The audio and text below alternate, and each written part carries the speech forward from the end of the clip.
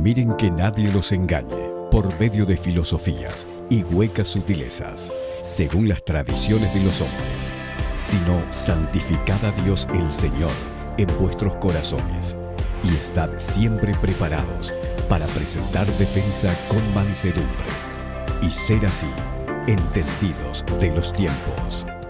Aquí comienza Entendiendo los Tiempos. Con ustedes, su anfitrión, Eduardo Saladín. ¿Es la Biblia la palabra de Dios? ¿Quiénes fueron sus autores? ¿Ha sido la Biblia alterada con las revisiones que le han realizado? ¿Cuál es su importancia para nosotros hoy en día? Esta y muchas otras preguntas estaremos contestando en su programa de hoy. Y tenemos con nosotros a Sugel y a Salvador, que van a estar contestando todas esas preguntas de la Biblia. Son muchas las que tenemos para el día de hoy. O sea, ¿tú esperas que nosotros respondamos todas esas preguntas? Todas. Pues son muchas. O sea, Salvador un 75% y yo con un 25%. No, 50-50 yo lo dejo. Bien.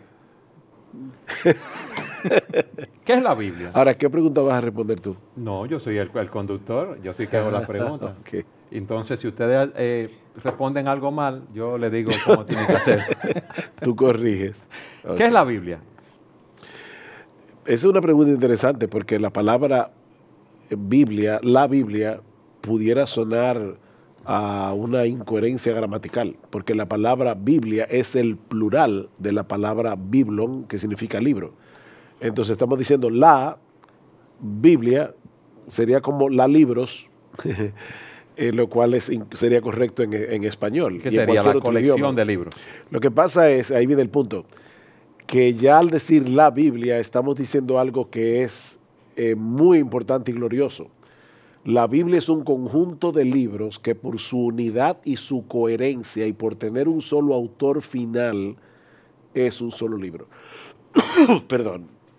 En otras palabras, la Biblia es una colección de 66 libros, 39 del Antiguo Testamento, 29 del Nuevo Testamento, 27 del Nuevo Testamento.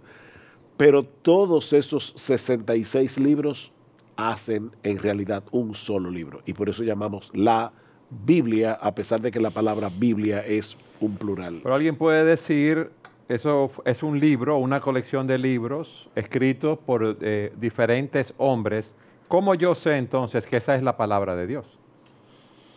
Bueno, la determinación de que la Biblia, como nosotros la tenemos hoy en nuestras manos, es la palabra de Dios, no fue algo que sencillamente 2 o 3 personas hoy se acordaron decir que es la palabra de Dios.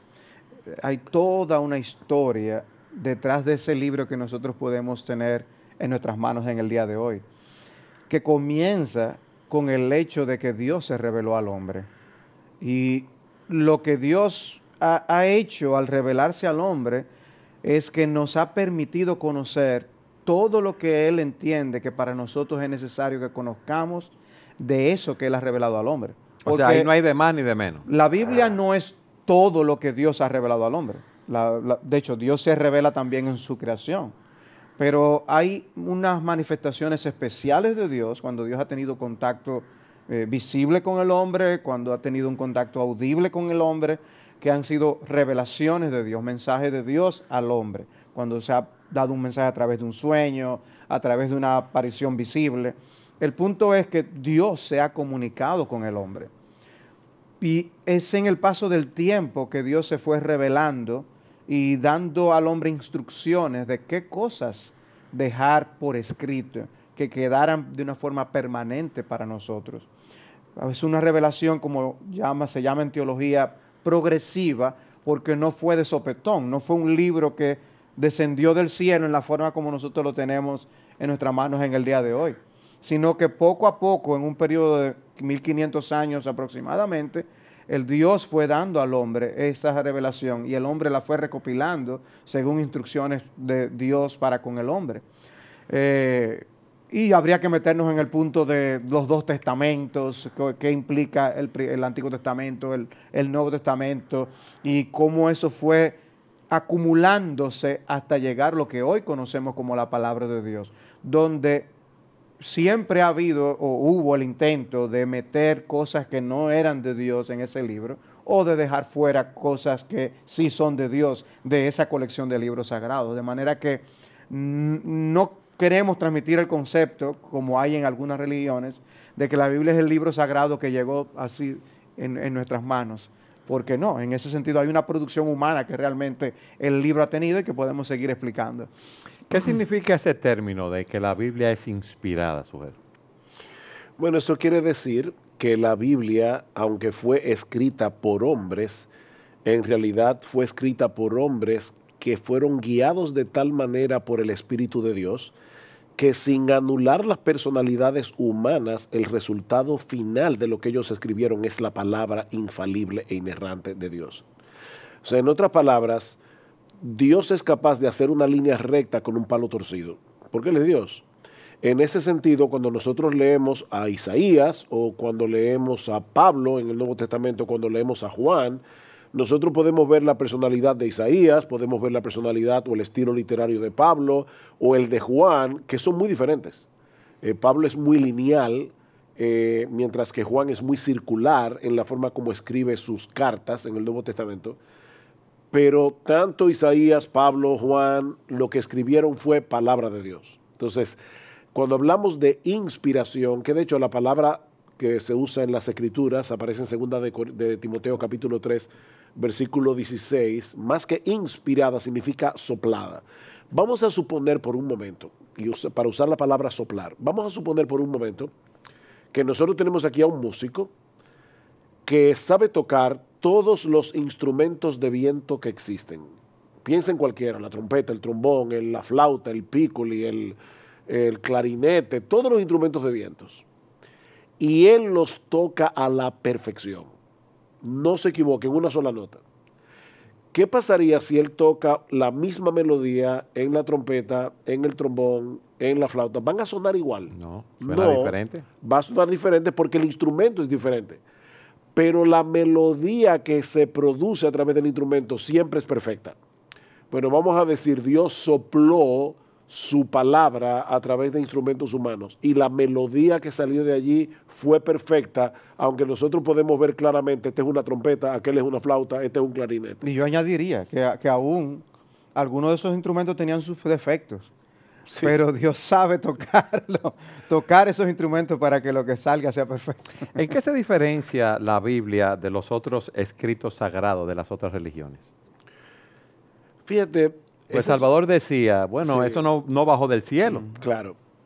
Una de las cosas que nosotros tenemos que entender, y lo hemos dicho en programas anteriores, pero aquí cabe decirlo de nuevo, hay personas que piensan que hay muchos libros que claman ser inspirados en el mundo, pero eso es una falsedad. En realidad hay solo 3 religiones mayoritarias que claman tener un libro inspirado. Solo 3, no son 1000. El judaísmo, el islamismo y el cristianismo, las únicas religiones. Porque, por ejemplo, los hindúes tienen un montón de libros sagrados, pero que vienen de miles de dioses. O sea, los hindúes tienen miles de dioses. Aquí estamos hablando de religiones monoteístas que dicen hay un solo Dios y Él se reveló en ese libro. Bien, el judaísmo dice hay un solo Dios y Él se reveló en lo que nosotros conocemos como el Antiguo Testamento. Los judíos no le llaman así porque para ellos no es antiguo en comparación con uno nuevo, le llaman el Tanaj. Esos son los judíos. Luego vienen los cristianos que decimos hay un solo Dios y Él se ha revelado en el Antiguo Testamento y en el Nuevo Testamento. En el año 600 y tanto surge Mahoma y con él el Islam, y el Islam dice la Biblia es la palabra de Dios, pero los cristianos la cambiaron, los cristianos la corrompieron y por eso Dios le dio una nueva revelación a Mahoma. Ahora fíjate, y eso es el Corán. Ahora fíjate lo interesante. Las 3 religiones mayoritarias de una forma u otra apuntan hacia la Biblia como el libro inspirado, aunque los musulmanes digan ahora que los cristianos corrompieron la Biblia y claro, vamos a ver más adelante cómo Dios preservó su palabra en una forma que Mahoma jamás pudo haber sospechado en su época, pero los 3 apuntan hacia la Biblia como la palabra de Dios. Y eso te dice algo de la Biblia. La Biblia es un libro único en ese sentido, porque las tres religiones mayoritarias apuntan hacia él como la palabra inspirada de Dios. Muchas personas dicen que la Biblia contiene errores. ¿Eso es así, Salvador? Bueno, yo he encontrado 2 o 3. ¿A qué me refiero? O sea, vuelvo y digo, la Biblia no bajó así del cielo. Vamos a encontrar una Biblia que tiene un error de impresión, porque la Biblia fue imprenta. Pero no en su contenido. Fue impresa en una imprenta. Pues, Sí. en ese sentido, nosotros vamos a encontrar quizás hasta páginas pegadas o palabras que no están bien delineadas o le falta un acento. Son cosas típicas de la publicación de cualquier material al día de hoy. Pero no de la Biblia en sí. No el contenido. O sea, el punto al que nosotros nos referimos cuando decimos que la palabra de Dios es inerrante, no es a que los copistas humanos no puedan cometer errores. Los copistas humanos cometen errores.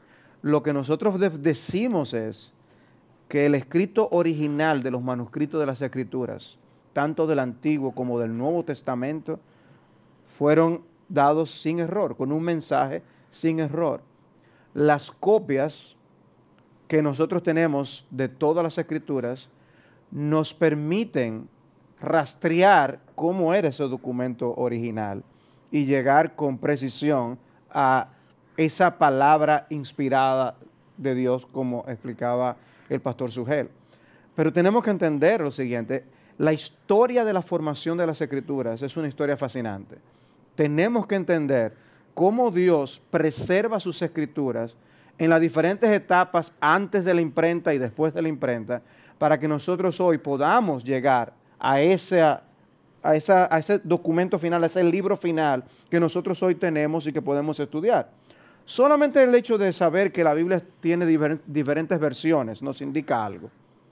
¿Por qué hay la Reina Valera del 60? ¿Por qué la Biblia de las Américas? La nueva ¿Por qué la versión nueva versión internacional? ¿Por qué diferentes versiones? Porque la Biblia no se escribió en español, ni tampoco en inglés, ni ningún otro de estos idiomas que típicamente las personas tienen las Biblias en el día de hoy. La Biblia fue escrita en el Antiguo Testamento mayormente en hebreo, una parte en arameo y el Nuevo Testamento en griego. Ahora, esos documentos, hubo partes que fueron copiadas. Había escribas, copistas que copiaban esos documentos. No era la época digital. Para mí fue interesantísimo digital, visitar el Museo de la Biblia que abrieron recientemente en la ciudad de Washington. Pero ellos tenían que tomar hoja por hoja e irla transcribiendo. Y no solamente eso, sino que los judíos eran tan celosos que cuando llegaban al nombre de Dios, ellos se daban un baño para volver a escribir el nombre de Dios. Y no digo esto para que eso significa que no se me equivocar. Yo me imagino que eso los cansaba y por eso se equivocaban. Sí. Me lo digo por el celo que ellos le imprimían al trabajo que estaban realizando. E hicieron suficientes copias para que se diseminaran por diferentes lugares de Europa y Asia, de manera que se pudieran ubicar por familias esos manuscritos. En otras palabras, no es que tenían hijos.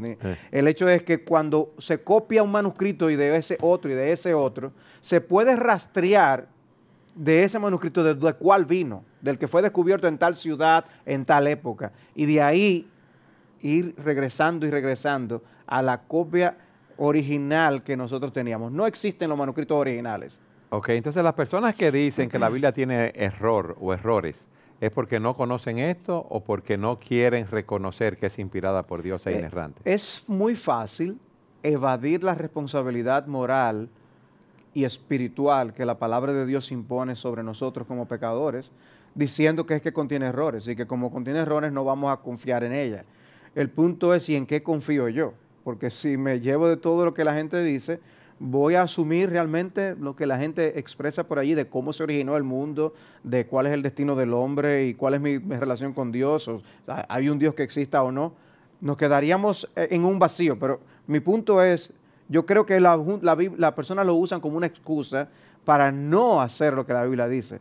Pero nosotros creemos que si hacemos un estudio responsable de la formación de la palabra de Dios, podemos decir con confianza y seguridad que la Biblia es la palabra inspirada de Dios y que es inerrante y que por lo tanto podemos depositar nuestra confianza en ella. Y por poner un ejemplo, creemos en Jesús, creemos que Jesús es digno de confianza, creemos que Jesús es un personaje histórico y hablamos de eso en uno de los programas anteriores. Bueno, Jesús creía en la palabra de Dios. Entonces, si tú dices creer en Jesús, debes creer entonces en que Jesús confiaba en ese libro como palabra de Dios. La Biblia es inspirada por Dios, Sujel, es inerrante, pero hay personas que dicen, yo la leo y no la entiendo. Mira, una de las cosas que tenemos que entender de la Biblia es su claridad. Lo que Dios quería revelar al hombre, el mensaje básico que Dios quería revelar al hombre, está tan claro como la luz del mediodía. Pero es un mensaje que al hombre le molesta. O sea, cuando tú lees la Biblia, porque todos pecaron y están destituidos de la gloria de Dios. ¿Quién no entiende eso? Que todos pecaron. Pero muchos pueden pensar que son los otros y no ellos. No, pero dice, todos pecaron. Dice, todos ellos. Exacto, todos pecaron. Bueno, dice, la Biblia dice claramente que Dios ha acusado a judíos y a gentiles de que todos están bajo pecados.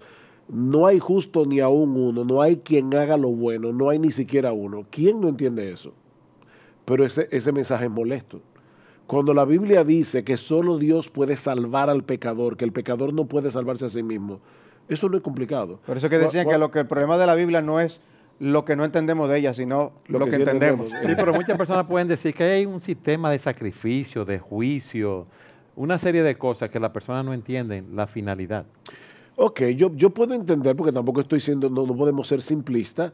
La Biblia tiene complicaciones. Cuando tú vas al Antiguo Testamento tienes que tener un conocimiento elemental de cómo se escribió la Biblia, de qué se trata el Antiguo Testamento, porque el Antiguo Testamento nos prepara para esperar al Mesías. Y todos esos sacrificios que se leen en el Antiguo Testamento eran una muestra de que Dios no podía pasar por alto el pecado y apuntaban hacia el Cordero de Dios que quita el pecado del mundo, que es lo que dice Juan el Bautista cuando ve a Jesús.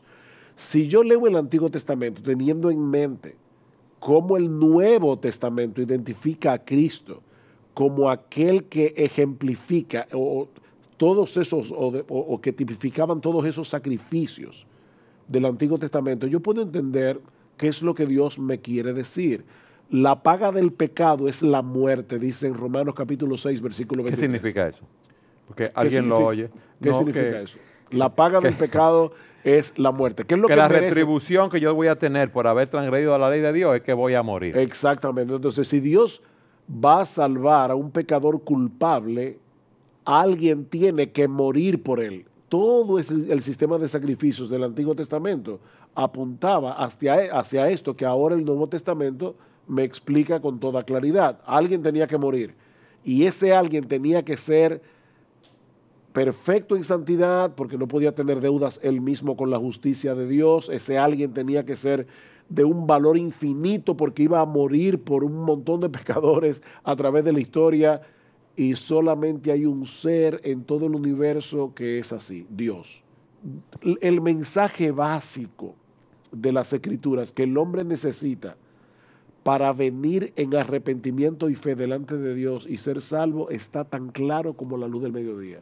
Ahora, claro, después que tú te conviertes al Señor, Dios ilumina tu entendimiento para tú comenzar a comprender otras cosas que probablemente no vas a entender antes. Vas a ir a una iglesia donde pastores responsables, esperamos, y estudiosos de las Escrituras van a predicar la palabra y te van a explicar otras cosas. Déjame ponerte un ejemplo más claro, Eduardo. Ya no vamos para la pausa. Sí, vamos a la pausa, pero... Ok, déjame en el aire. Sí, está bien. Para que yo venga. Siga con nosotros en su programa Entendiendo los Tiempos.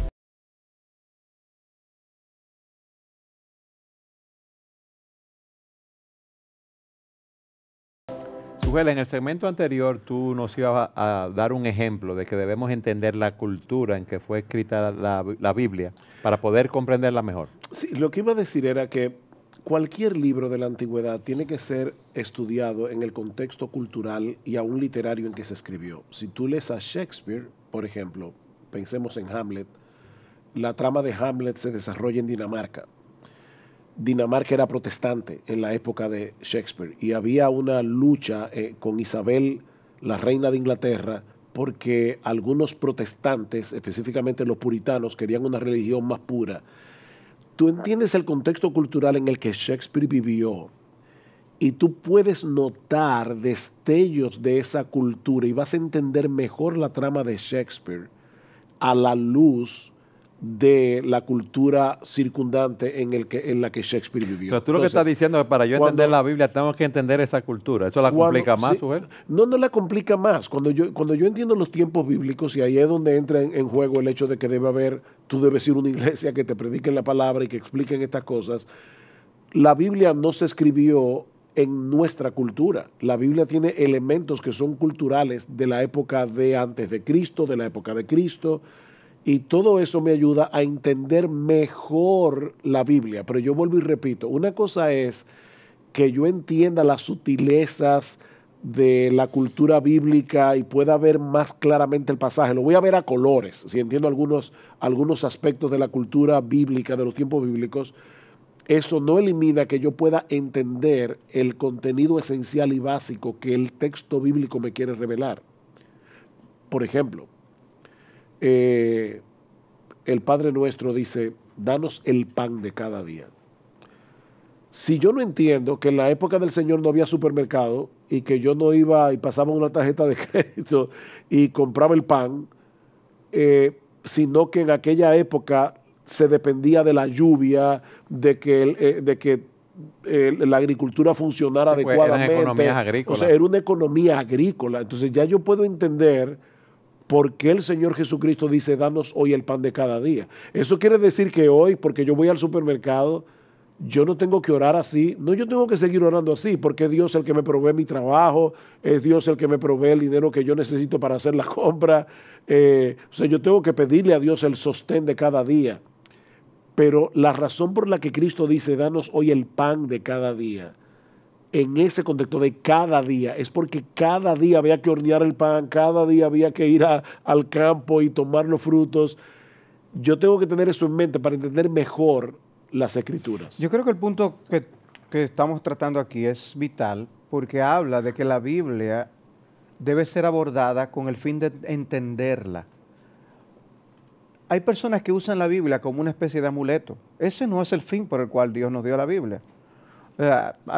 Sabemos que antes era muy común que una familia tuviera una Biblia abierta en determinado en el Salmo 90, 90, etcétera, pensando que eso de alguna manera cuida de malos espíritus o de mala suerte a esa familia. O sea, la Biblia no se escribió para ese fin.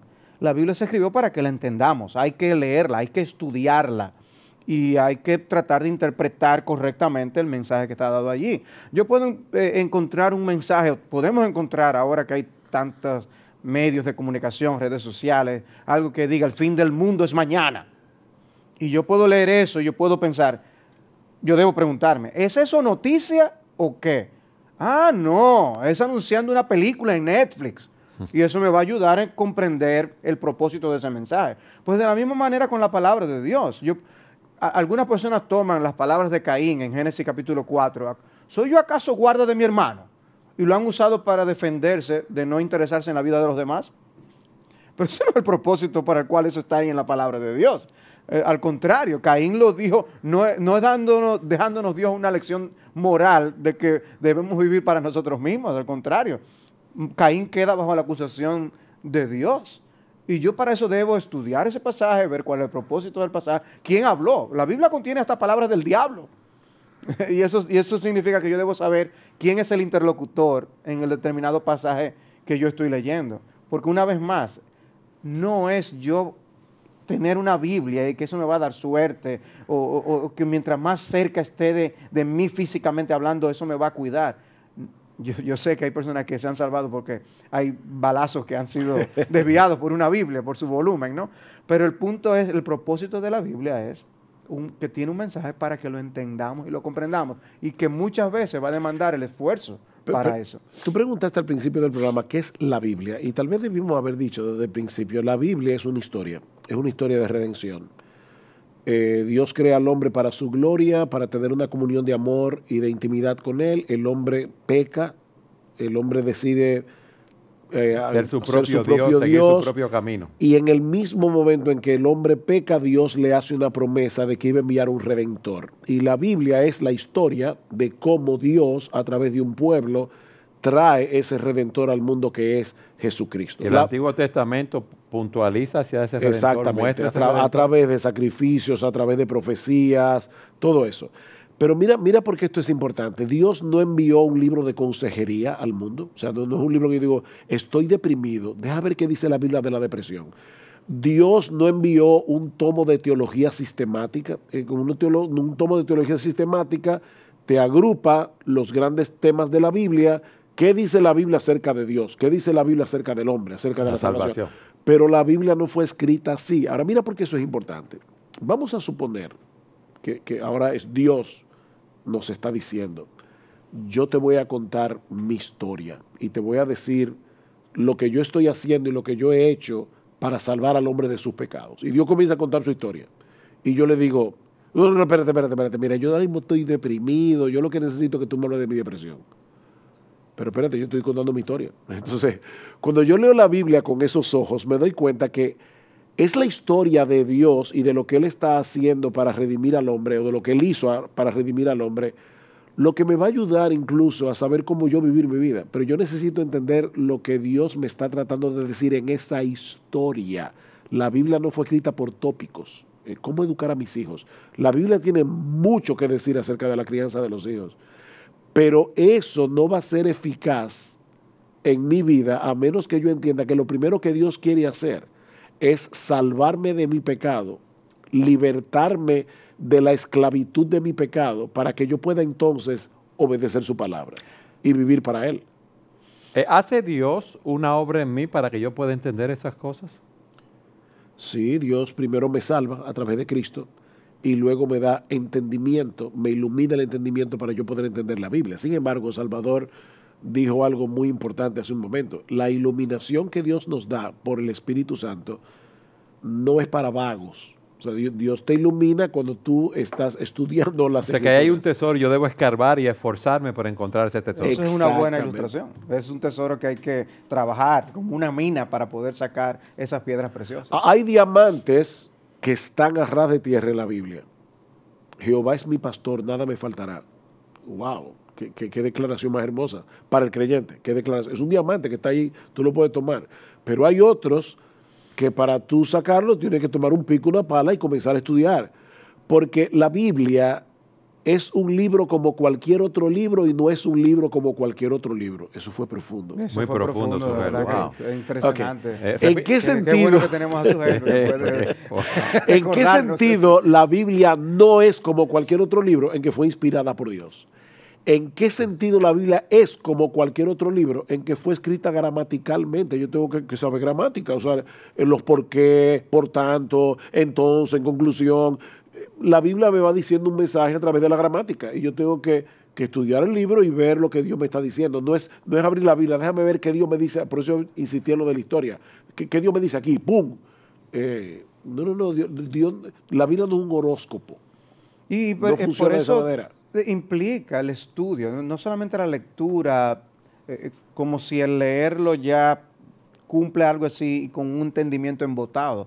Hay cosas que hay que estudiarlas, hay pasajes que hay que hurgar en ellos para poder extraer esos diamantes que Sugel menciona.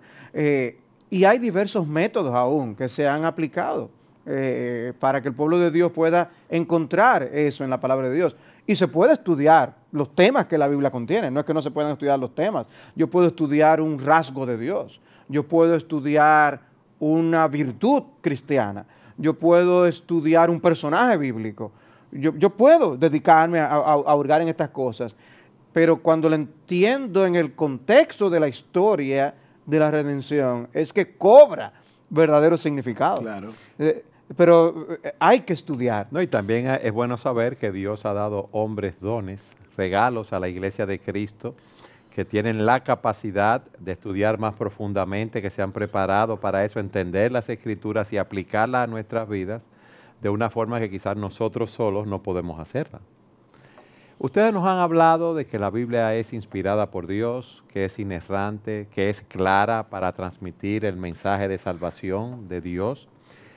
Pero alguien puede decir, ¿pero es la Biblia suficiente para guiarme en mi transitar por este mundo, Salvador?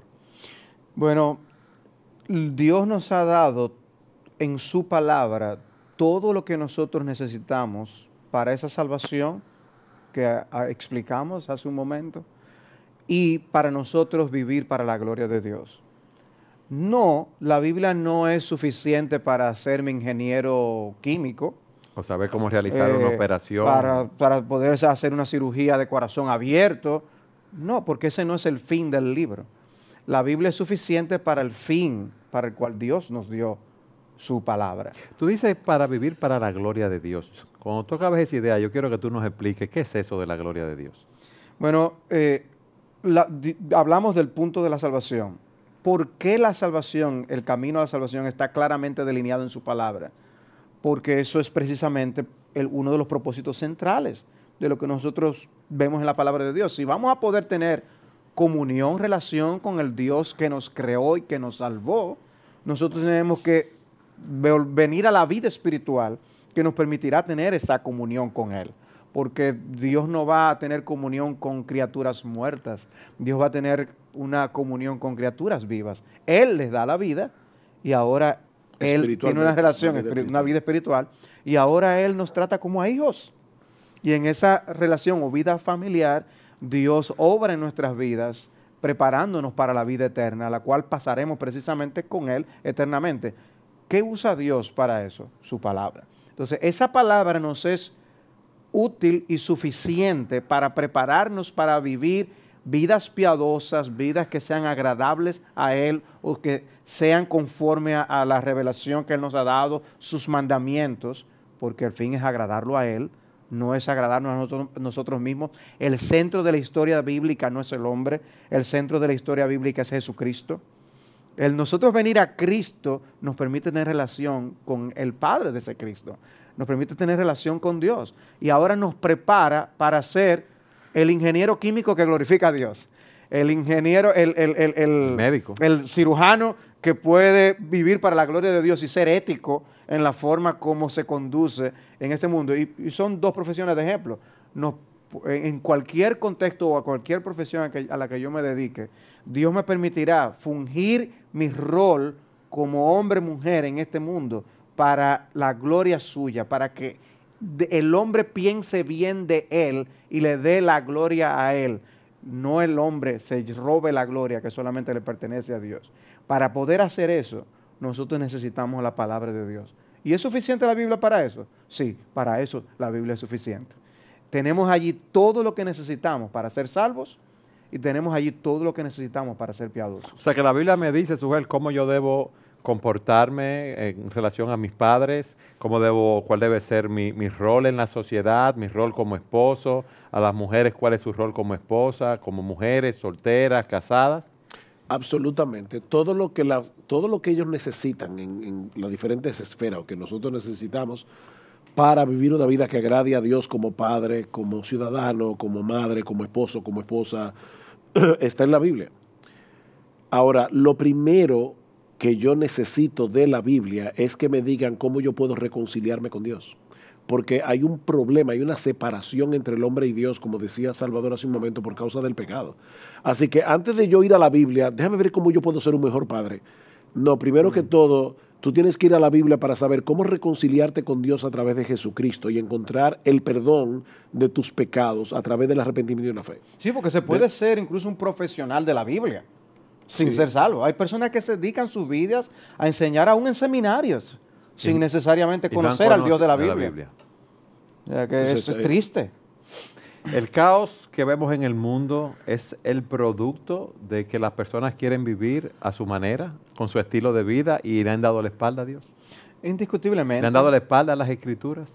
Sin duda alguna. Como yo les decía, la Biblia no bajó así del cielo, ni siempre ha existido la Biblia. Yo creo que nosotros vivimos en una época privilegiada en que tenemos la Biblia completa con nosotros. Yo creo que eso es un gran privilegio. Porque hay personas que viven añorando el pasado, ven cosas, wow, si yo hubiera estado allí, podido ver lo que Moisés vio. Nosotros tenemos todo eso y más en la palabra de Dios. Es una época privilegiada. Hubo momentos donde las personas no tenían acceso a la Biblia de esa forma. Hoy en día hay personas que no tienen acceso a la Biblia. Hay comunidades que no tienen Biblia, no tienen la Biblia en sus idiomas, o tienen pequeñas porciones de la Biblia en sus idiomas. No tienen el acceso que otros tenemos a la palabra de Dios.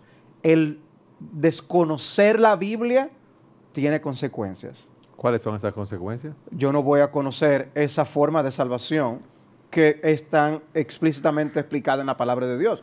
Yo nunca oigo de la Biblia, nunca voy a escuchar acerca de ese Mesías que Dios enviaría para resolver el problema del pecado. ¿Qué pecado? Las personas piensan que no, están bien. O las personas piensan que realmente la forma como el mundo se creó fue por un cocodrilo que llegó a una comunidad y ese cocodrilo de allí en adelante todo se gestó, todas las plantas y demás, y de ahí vivimos y por eso adoran al cocodrilo. Hay comunidades que viven así porque ignoran el mensaje de Dios. Pero por otro lado, nosotros podemos menospreciar la revelación de Dios. La tenemos y la menospreciamos. ¿Cómo la menospreciamos? Le podemos dar la espalda. La podemos decir que está ahí, pero no es para mí. O yo lo he leído, pero no me importa. Entonces, eso también trae consecuencias. Romanos capítulo 1 dice que Dios se reveló al hombre. Pero el hombre lo que hizo con eso fue refrenar el impacto de esa revelación para su propia vida. En lugar de dar gracias a Dios y vivir para la gloria de Dios, el hombre busca sus propios intereses. Eso es pisotear a Dios y a su palabra. Poner a Dios tras nuestras espaldas, sencillamente para nosotros lograr nuestros propios fines. ¿Trae eso consecuencias? Claro. Nos hace más egoístas, nos hace más ingratos, nos hace inmisericordias en el trato con los demás. Las familias se destrozan. Claro que trae consecuencias. Yo sé que tú quieres decir algo, pero vamos a la pausa, porque yo quiero que ustedes nos expliquen en el próximo segmento cómo yo puedo sacar el mayor provecho de esa palabra inspirada, inerrante y suficiente. Siga con nosotros en su programa Entendiendo.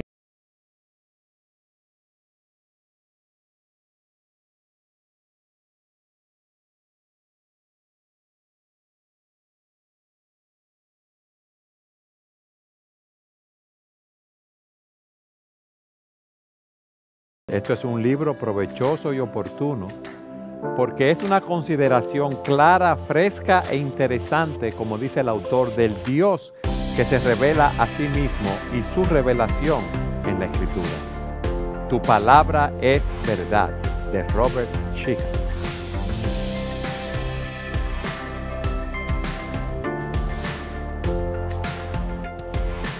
Antes de que ustedes nos expliquen cómo sacar mayor provecho de la lectura de la Biblia, algún televidente puede estar preguntándose, ¿cómo yo sé que la Biblia es la palabra de Dios?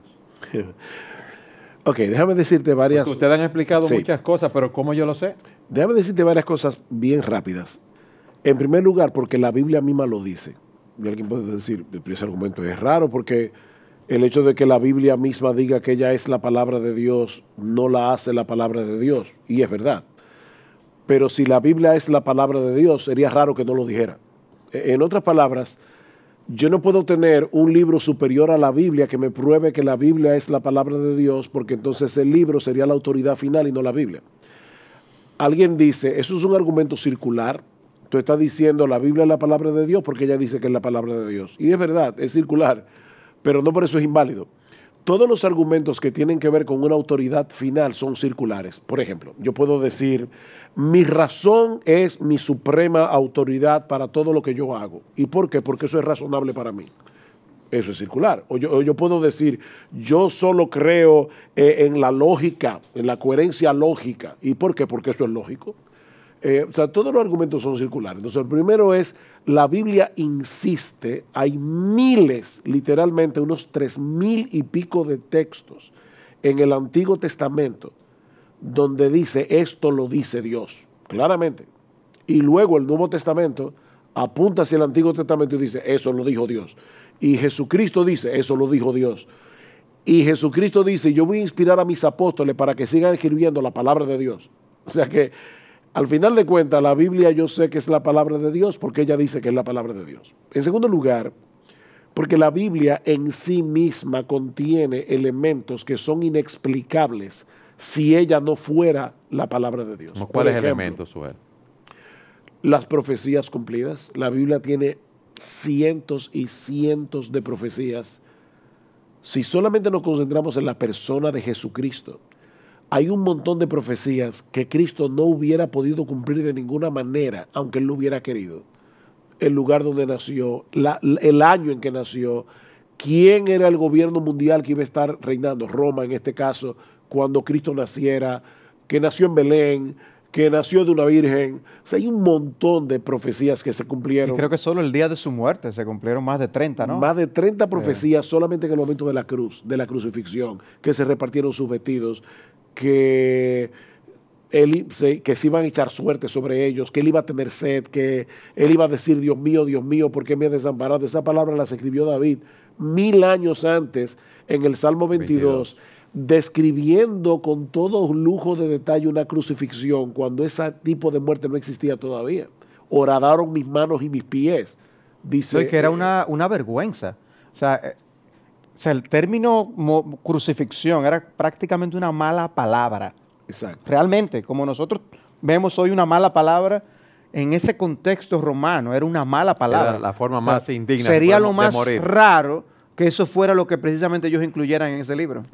Pero en segundo lugar, la coherencia y unidad de las Escrituras. Para mí son uno de los argumentos más poderosos de la inspiración de la palabra de Dios. Yo recuerdo cuando yo tenía casi 18 años que yo comencé a leer la Biblia por primera vez en mi vida y en 8 meses la había leído completamente. Y yo estaba fascinado y yo no entendía del todo todavía lo que ahora entiendo. Pero la unidad de la Biblia desde Génesis hasta Apocalipsis, te pones a pensar, la Biblia fue escrita durante más de 1500 años por más de 40 hombres en 3 continentes diferentes. Y hombres muy diferentes. Que no se pusieron de acuerdo. Vamos a ver qué es lo que vamos a decir acerca de Dios. ¿Ustedes jugaron al teléfono? Sí. Exacto, que cuando pasa un mensaje y viene, se distorsiona. La Biblia es totalmente coherente, de principio hasta el fin, y toda ella me lleva al punto focal de Jesucristo muriendo en la cruz para salvar a los pecadores. Pero por otro lado, la Biblia es un libro escrito por hombres que evidentemente le da toda la gloria a Dios. Alguien decía, ¿quién escribió la Biblia? Porque no fue escrita por hombres buenos, porque ellos mismos decían que eran malos. Pero no puede haber sido escrita por hombres malos porque todo lo que ahí dice es bueno. Entonces, ¿quién escribió la Biblia? Hombres malos, pecadores, que fueron redimidos por la gracia de Dios y que fueron inspirados por el Espíritu Santo. Entonces, el contenido interno de la Biblia me dice, no, ese libro no es humano. Por eso es que yo, cuando discuto con un incrédulo y me dice, pruébame que la Biblia es la palabra de Dios, muchas veces me dan deseos de decirle, no, pruébame tú que no lo es. O sea, explícame cómo se pudo haber producido ese libro si no hay una mente divina detrás guiando todo el proceso. ¿Cómo pudo haber sucedido eso? Entonces, por todas esas razones y muchas más, es que nosotros creemos que la Biblia es la palabra de Dios. Ahora, obviamente, el testimonio clave de la inspiración es Jesús. Amén. Porque Jesucristo dice que la Biblia es la palabra de Dios y Él dice, esa Biblia habla de mí, de principio a fin, y yo voy a morir en una cruz y yo voy a probar que yo soy el que yo digo que soy, levantándome de los muertos al tercer día. Así que la tumba vacía de Jesucristo es la prueba más contundente de que Jesucristo es quien Él decía ser y que el libro que Él apuntó como palabra de Dios es la palabra de Dios, y ese libro es la Biblia. Salvador, ese libro que es la palabra de Dios, la Biblia, ¿cómo yo puedo estudiarlo? ¿Cómo yo le saco el mayor provecho para mi vida? Bueno, es interesante ver que Cristo habló a religiosos de sus días y aún a ellos les dicen, ¿ustedes no leyeron en las Escrituras? Hay que leer las Escrituras. O sea, podemos leer las Escrituras sin leer las Escrituras. Pero muchas personas dicen que yo la abro y la leo, pero yo no la entiendo. Obviamente, hemos dicho, nosotros no vamos a entender todo en la primera lectura que hagamos de la palabra de Dios. Pero la palabra de Dios nos va a instruir ella misma para que podamos seguir entendiendo-la mejor. ¿Por dónde Porque empiezo? la Biblia se explica a sí misma. Obviamente, yo no a todo el mundo yo le doy la misma recomendación de por dónde comenzar a leer la Biblia. Puede ser que una persona por su trasfondo esté preparada cuando yo hable con ella para yo decirle, Sencillamente lee todo el Nuevo Testamento, sin recomendarle ningún libro en particular. Pero puede ser que haya alguna que yo le diga, mira, te conviene que leer el Evangelio de Mateo. O puede ser que yo le diga, hay un libro en el Antiguo Testamento que yo creo que responde muchas de tus preguntas. Léete Eclesiastés. Se levantaría algunas preguntas también. El punto es que no hay a mi entendimiento, una única recomendación de por dónde la Biblia debe ser comenzada a leer, porque la Biblia misma no lo dice. Ahora, yo creo que comenzar a leer los Evangelios es una buena entrada, una buena introducción a las Escrituras, ver quién es Jesús. Y cuando yo lo leo, yo debo buscar ver quién es Jesús, ¿qué más? Leer la Biblia es leer la Biblia con una mente que hace preguntas al pasaje. ¿Qué tipo de preguntas, Salvador? Porque debo ser observador. ¿Quién está hablando? ¿Qué está diciéndome allí? ¿Hay algún pecado que yo debo evitar? ¿Hay algo que Dios quiere que yo recuerde? ¿Hay algún consejo que me está dando? ¿Hay algún mandamiento? ¿Qué dice acerca de Dios? ¿Qué dice acerca de Dios? ¿Qué dice acerca de mí? ¿Qué dice acerca del futuro? Son preguntas que me ayudan a observar mejor lo que yo estoy leyendo. Yo estoy seguro que si todos nosotros leemos un determinado texto una vez, o si lo leemos 10 veces, vamos a encontrar más cosas si lo leemos 10 veces. Lo que yo quiero decir con esto es que mientras más observamos, más fruto vamos a sacar de esa lectura que nosotros tengamos. Y como yo le digo a las personas, una vez en Cristo, nos vamos a pasar la vida leyendo toda la vida leyendo la Biblia. Vamos a leerla de una manera que sea provechosa y fructífera. No es para salir del paso. Hay personas que, yo no tengo tiempo, y se apegan a eso para que el uso que hacen de la Biblia sea infructífero. No. Usa el poco tiempo que tienes para que sea lo más fructífero posible. A mí me encanta, perdón, algo que dice John Piper acerca de eso. Dice, uno de los grandes usos del Facebook y del Twitter será demostrar en el último día que la falta de oración no fue por falta de tiempo. La gente, y la falta de lectura bíblica yo incluiría ahí, la gente se pasa horas chequeando Facebook, Instagram, Twitter, todas las redes sociales. Y tú no tienes tiempo para leer la Biblia. De verdad tú no tienes tiempo. Alguien me comentaba en estos días, he podido leer muchos libros ahora con Audible. Yo y está oyendo libros. ¿Qué tal si con la Biblia hacemos lo mismo?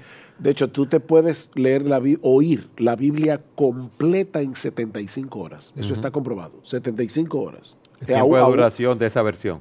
A un ritmo normal de lectura. Y ya tú puedes hasta aminorar ese ritmo en el que te leen la Biblia. Tú, con un comando de tu aditamento y equipo electrónico, y te reduce el ritmo para que tú lo oigas a tu ritmo. Con más tranquilidad. Ahora, esa persona que dice yo no tengo tiempo, si tiene 10 minutos, léela 10 minutos. Si tiene 5 minutos, léela todos los días 5 minutos, siguiendo esas pautas que tú estás diciendo. O como recomienda Donald Whitney, no sencillamente, si tú tienes 10 minutos, no leas 5 y ores 5. Él dice, trata de dividir el tiempo que tú vas a usar leyendo la Biblia, leyendo y meditando. ¿Qué significa eso de meditar? Meditar es una especie de rumiar la palabra de Dios. Los animales que rumian tienen más de un estómago, ¿no es así? Y tratan de sacar los beneficios, los nutrientes del alimento que consumen.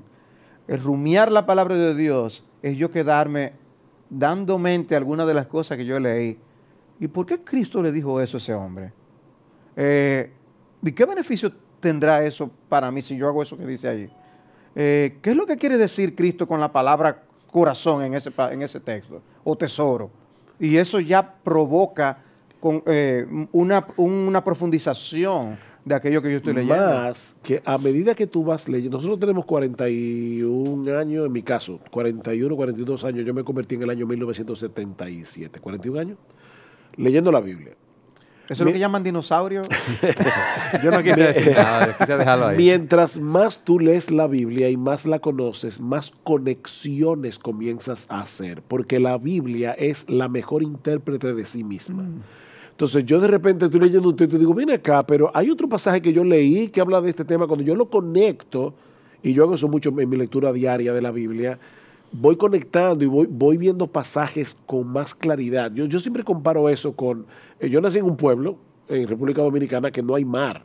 Y cuando nosotros venimos primera vez, vimos el mar y íbamos a una playa que se llama Boca Chica, donde decía, wow, la playa de Boca Chica. Pero después que tú vas 25 veces a la playa de Boca Chica, ya no te entusiasma tanto. Ahora imagínate que alguien te diga así, lo que pasa es que tú nunca te has puesto una careta y te has puesto abajo el agua para ver lo que hay abajo el agua. Te pones una careta, te metes abajo el agua y tú dices, wow, pero aquí había cosas que yo no había visto. Pero después de 25 veces metiéndote abajo el agua, en el mismo sitio, ya tú como comienzas a decir, pero ya yo lo he visto, y alguien te dice, espérate, es que tú nunca has cogido un tanque de oxígeno y te has metido más profundo a ver corales que tú ni te hubieras imaginado. Entonces tú cada vez estás descubriendo más cosas dentro del mismo mar, dentro del mismo océano de la palabra de Dios. Y yo te voy a decir algo francamente, y lo digo para la gloria de Dios. A mí la Biblia nunca me aburre. Y cada vez, en 41 años leyendo la Biblia, yo no sé cuántas veces de verdad la hemos leído completamente, porque la leemos, en mi caso, con un plan de lectura que me permite leer toda la Biblia en 2 años y el Nuevo Testamento 2 veces, todo el tiempo. Me lo encuentro un libro cada vez más fascinante. Encuentra más tesoros, Joel. Encuentro más tesoros y me doy cuenta de verdad de que ahí hay más cosas que yo todavía ni he soñado con descubrir. Hubo un hombre de Dios del pasado que escribió varios libros acerca de la Biblia, más de 40 libros acerca de la Biblia, y dicen que cuando él estaba muriendo, una de las cosas que él le decía a Dios era, Señor, gracias, porque en todos estos años me has permitido conocer la tapa de tu precioso libro. O sea, dice, yo lo que conocí fue la tapa. Porque la Biblia es un libro lleno de tesoros y es un libro que tú no lo puedes, yo no sé qué palabra usar en español, pero no es inexhaustible. ¿Cómo tú dirías eso? Que tú nunca lo vas a sacar. Inagotable, su fuente de bendición. Y el animar a nuestros oyentes y los que nos ven a que se animen a leer la palabra de Dios. Si hemos dicho que la Biblia es un privilegio tenerla en nuestras manos, ese libro costó sangre. Tener la Biblia en nuestras manos, muchos ofrendaron sus vidas para darnos ese privilegio. En nuestro idioma. Hubo momentos en la historia cuando los que promovían la traducción y la diseminación de la palabra de Dios eran perseguidos. Y esas personas hicieron ese sacrificio porque sencillamente estaban convencidos de la importancia de que hoy leyéramos la palabra de Dios. Creo que nosotros pecamos gravemente contra Dios y contra esas personas si nosotros no damos un buen uso a la palabra de Dios. Usemos la palabra de Dios, usémosla para encontrarnos con Dios, usémosla para edificar nuestras almas, usémosla para edificar nuestras familias, usémosla para edificar nuestras iglesias, usémosla para impactar nuestra sociedad y usémosla para salvar almas. Creo que nosotros debemos ir diariamente a la palabra y de una manera u otra. A veces, si tú no tienes todo el tiempo disponible durante la semana, óyeme, aprovecha los sábados, los domingos para hacer un uso ahora más profundo aún. Usa lápiz y papel. Usa todos los recursos que hay a tu disposición en libros, materiales, libros que te enseñan a cómo estudiar la Biblia aún, para tú poder aprovechar el privilegio que tenemos de tener la palabra de Dios en nuestras manos. Y poder compartir con otros ese privilegio de ese mensaje de salvación que nosotros hemos recibido de parte de Dios, porque es una misericordia de parte de Él. Y hay tantas personas perdiéndose a nuestro alrededor y nosotros con un mensaje tan maravilloso que debemos compartir.